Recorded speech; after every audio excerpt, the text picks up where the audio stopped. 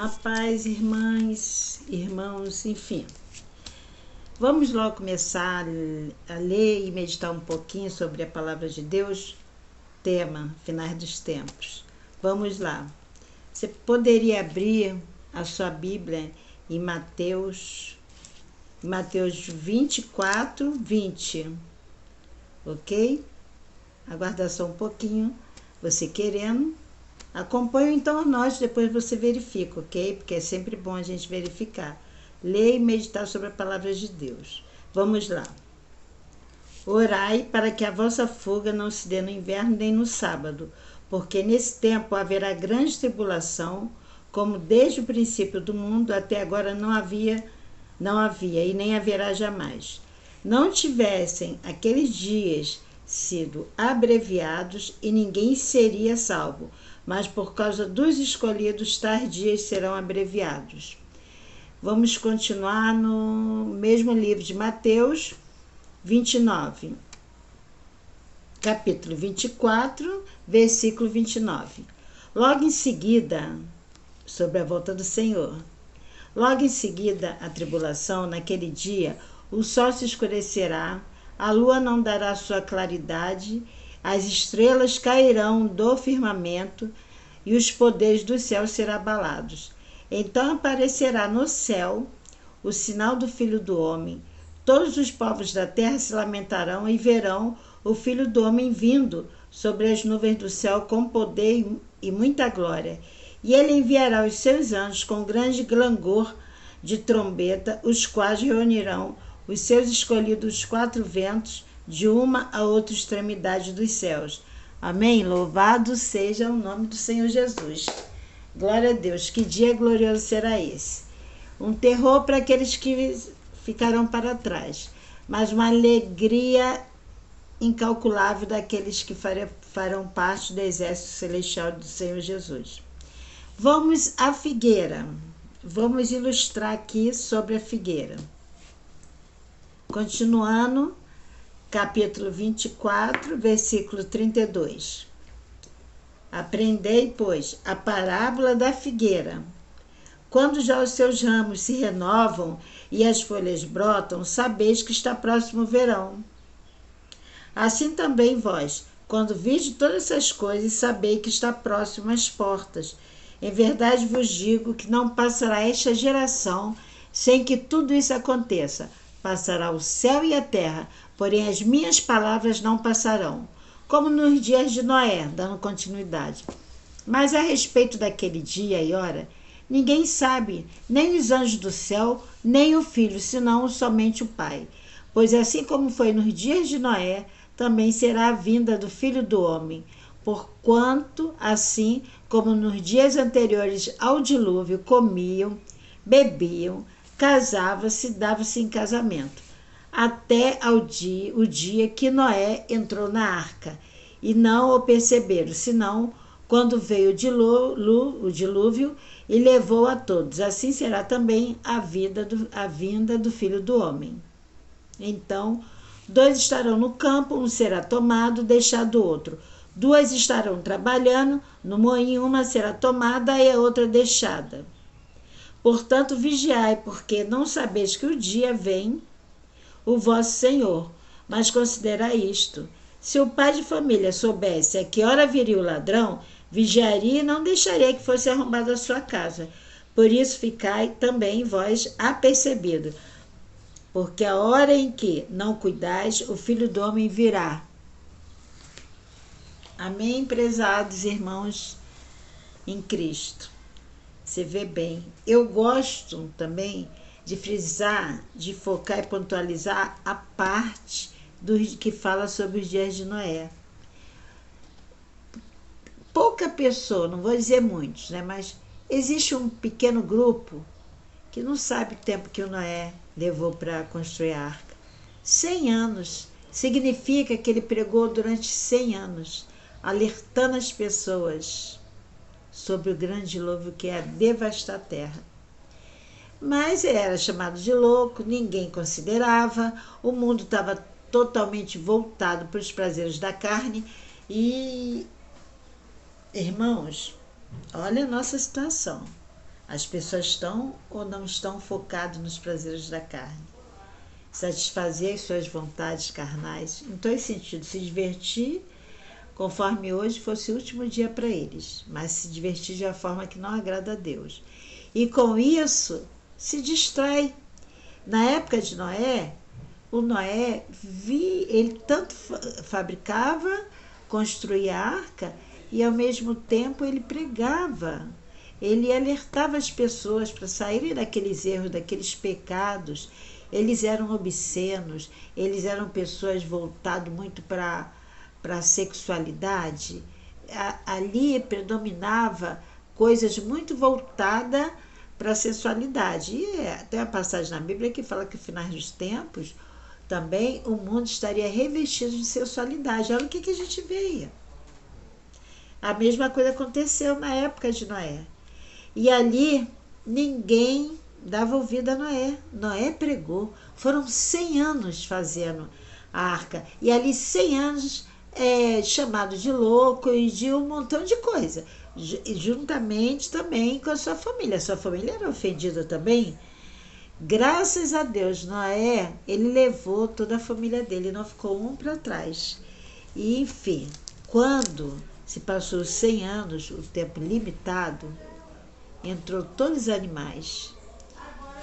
Outra coisa que eu gosto de observar na parte de Noé, talvez eu fique um pouco no Noé, senão vai ficar muito longo, e depois eu vou dar continuidade, que eu já estou fugindo um pouquinho, mais um versículo puxa o outro, então eu vou concluir aqui do Noé. O que acontece?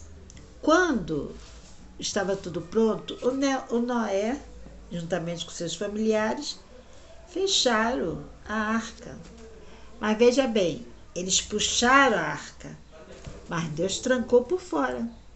Por quê? Porque nós somos sensíveis, nós temos aquela sensibilidade, a gente fica com pena, com dó.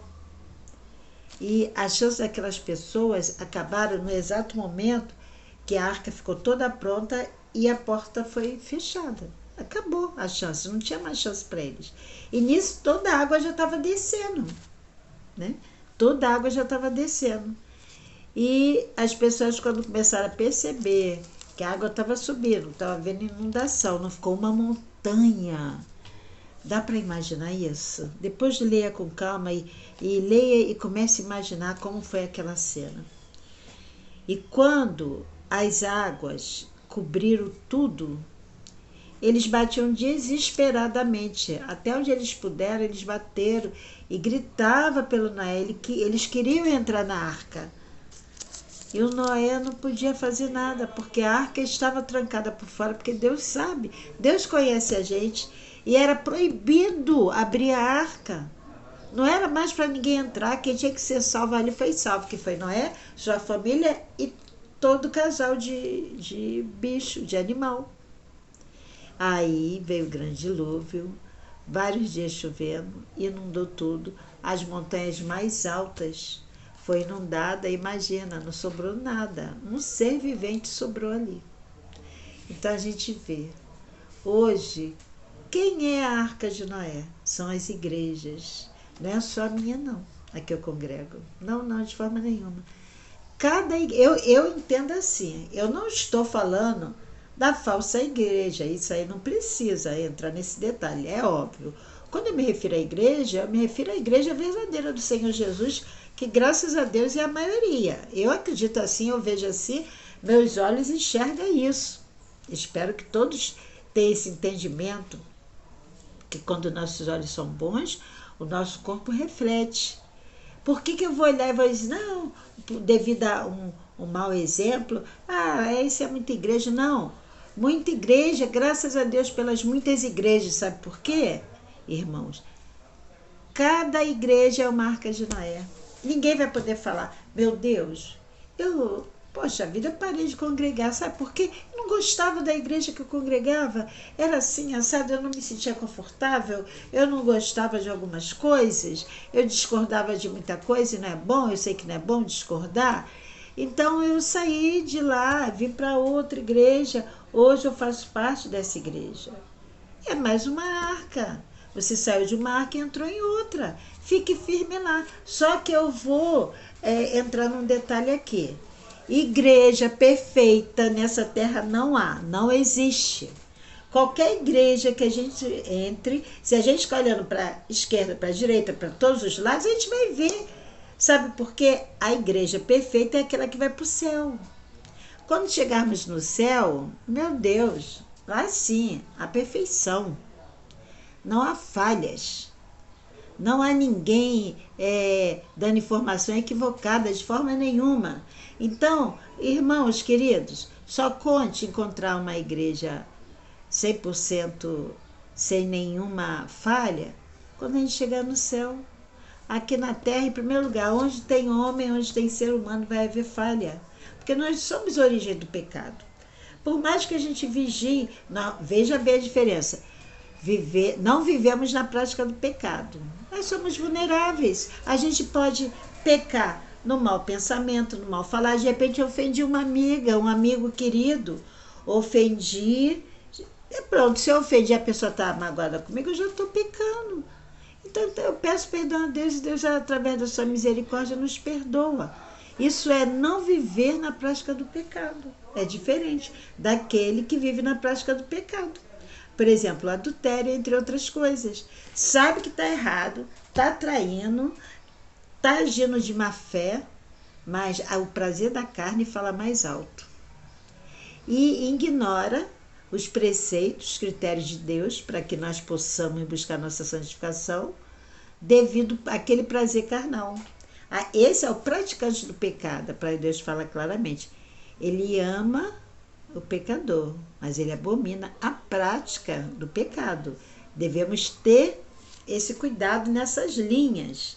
Então, veja bem, as pessoas, voltando aqui para Noé, as pessoas tiveram toda a oportunidade da vida deles ali, na época de Noé, e não quiseram nada com Deus, nada, absolutamente nada. Morreram ali sem Deus. Isso aí não resta a menor dúvida, a própria palavra já confirma isso. Ah, você está condenando? Não, a palavra, a ação da pessoa. Muitas vezes alguém pode falar alguma coisa assim, poxa vida, está julgando aquela pessoa? Não, o erro daquela pessoa, o próprio erro é que acusa, que já está julgando. A minha ação errada já me faz ter o auto-julgamento. Isso é um fato. E para que nós possamos obter nossa salvação, a gente tem que buscar a santificação. A santificação é de suma importância. Ninguém vai entrar do céu de qualquer jeito. Em primeiro lugar, você tem que aceitar o Senhor Jesus como seu único Salvador e reconhecer Ele como seu Salvador.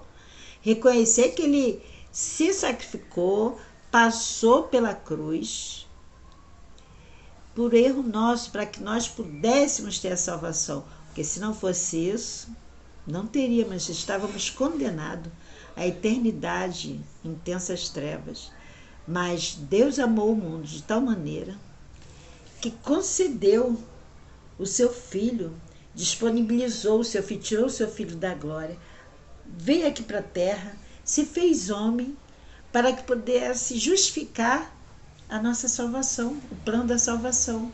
É por isso que fala em nome de Jesus, tudo fala em nome de Jesus, porque Deus respeita tanto aquele sacrifício do Filho dele, que em nome de Jesus ele nos salva do fogo eterno, porque o fogo eterno é uma realidade, não é uma fábula, não é uma narrativa mentirosa, não é nada que alguém criou, que o evangélico ou o pastor criou para assustar os evangélicos, de forma nenhuma.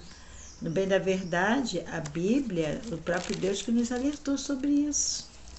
Quem nos despertou sobre a obra maligna, quem nos despertou e nos ensinou a existência do diabo é Deus.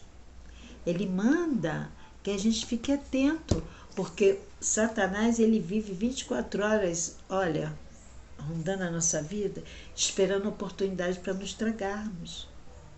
Então Deus manda a gente vigiar, tomar conta disso, porque, meu Deus, que Jesus tenha sempre misericórdia dessa terra. Você vê, prezados, o que está acontecendo? Fala para mim. Pode escrever no comentário se quiser. O que está faltando? na nossa visão não falta mais nada para o Senhor Jesus voltar. E Mateus fala tudo, todas as referências. E aí nós fomos até em Noé, como no tempo de Noé, naquele dia, e olha, ninguém sabe, né? Então, como na época de Noé, comia-se, bebia-se, dava-se em casamento. E de repente sobreveio o grande dilúvio e levou a todos. A mesma coisa aqui. Na próxima eu vou falar sobre Daniel. Então fala sobre a ciência, o avanço da ciência, a tecnologia, tudo que a gente está vivendo, tudo que a gente vive. Misericórdia, a terra parece estar se derretendo em água. Vocês estão vendo o que está acontecendo na Bahia? Ontem eu comentei com meu esposo, eu achava que tinha sido naquele dia mesmo, ontem, né? Desde as 9h30, não para esse encher, é muita água na Bahia. Aí eu fui prestar atenção, fui pesquisar, não, isso, a semana toda é muita água. Botaram até apelido de um tsunami de água doce. É muita água, Bahia, Minas Gerais, isso no Brasil. Vocês viram o que está acontecendo nos Estados Unidos? Tem locais dos Estados Unidos que está sendo devastado por tsunami, por terremoto. O que falta? E a maldade do homem? Está assim surreal. E as leis, que algumas autoridades estão fazendo umas leis que se vai contra os nossos princípios. E a grande perseguição em vários estados e países afora contra pastores, obreiros, evangelistas e missionários. Eu fico pensando o que falta. Eu sei, eu acredito que está faltando, porque a palavra de Deus está sendo pregada nos 4 cantos. Até foi feito um estudo por alguns teólogos, eu não estou me referindo teólogos pastores não, claro que tinha pastores também teólogos. Pessoas que se formam na teologia por gostar mesmo dessa área, mas não é uma autoridade espiritual. Eles fizeram um estudo e pesquisa, porque a gente, quando está se formando, faz muita pesquisa.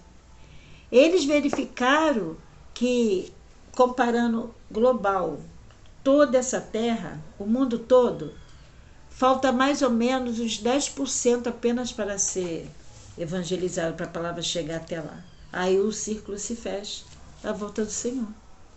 Isso foi a última vez que eu vi, acredito que nem existe mais isso, esse percentual. Então veja bem, falta pouco, o Senhor Jesus está voltando. Eu vou encerrar porque já está longo. Então eu vou falar sobre a santificação. A santificação é de suma importância. Não adianta, irmãos, eu posso ter 18, 20, 30 anos de evangelho, mas se eu não buscar a minha santificação, eu não verei a face de Deus. Mas, Márcia, como queira me chamar, fica à vontade, tá? Mas, Márcia, me fale como é a santificação. Sem santificação não verá Deus. Mas como que eu faço para me santificar? Não é difícil. Medite na palavra, se desvie do erro, não sente na mesa de escarnecedores, a não ser se for para pregar o evangelho, ou então para ter uma oportunidade para falar do Senhor Jesus. Se desvie do erro, se desvie do pecado, fuja da presença do mal. Se você perceber que aquela rua ali vai te levar no abismo, não vá por ela, não vá por ela, vá por outra. E sempre, constantemente, lendo a palavra de Deus, não perca a oportunidade de entrar em oração. Entre no seu quarto, ore a Deus, ore por você, ore pelos seus familiares, ore para que Deus alcance todos os corações aquebrantados. Sabe por quê, irmãos? Não adianta você pregar o evangelho para quem não tem o coração aquebrantado. É bíblico. Deus mandou a gente pregar para os corações aquebrantados. Então, olha assim, peça que Deus aquebrante de imediato o coração dos seus familiares, que de repente você não sabe se ele está com o coração endurecido, o coração de pedra. Então, comece assim, que Deus amoleça aquele coração, que ele alcance aquele coração, que ele aquebrante aquele coração e comece a orar por todos os seus e pedindo sempre a Deus, Deus, me dê condição, me capacita a santificar-me, me ensina a santificar-me, me ensina a temê-lo, me ensina a buscar de todo o meu coração a tua verdade que liberta, que nos salva.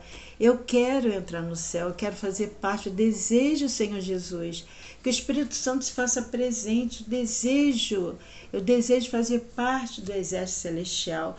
Eu desejo ouvir o Senhor me dando um novo nome, me dando uma pedrinha, colocando a minha coroa.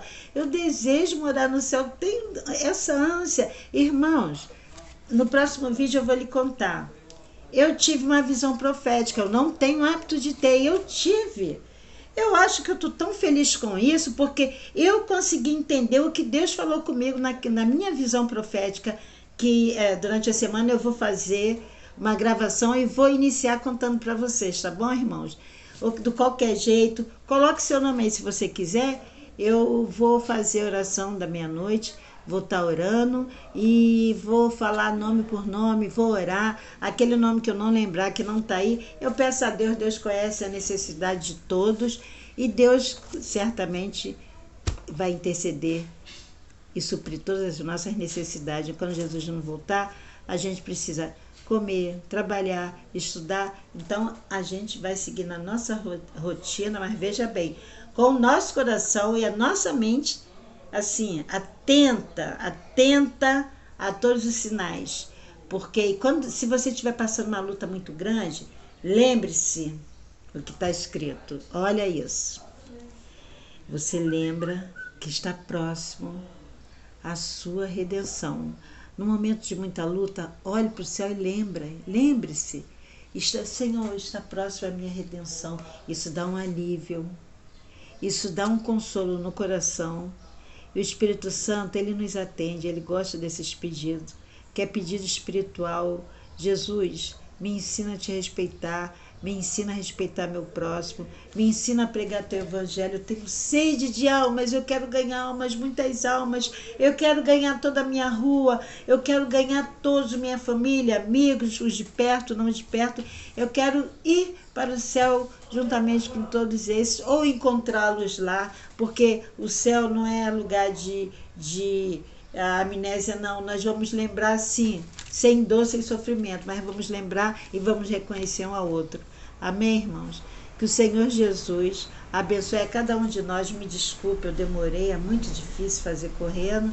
Que o Senhor Jesus abençoe a cada um de vocês, que dê muitos anos de vida enquanto estivermos aqui, te dando sabedoria, equilíbrio, e lute por você, em primeiro lugar, e logo em seguida, cuide da sua família. Cuide da sua família, observe os seus familiares, ore para que Deus alcance seus corações, para que eles possam ser salvos e ir para a eternidade juntamente com você. Amém? Que o Senhor Jesus abençoe a cada um de vocês, que seja livre de qualquer enfermidade, de qualquer problema, que seja suprir todas as suas necessidades. Em nome do Senhor Jesus. Tenham todos uma boa noite. Tchau, irmãos. Mais uma vez, desculpe, foi muito longo, tá bom? A próxima vez eu vou tentar me corrigir melhor. A paz de Cristo. Beijo no coração de todos.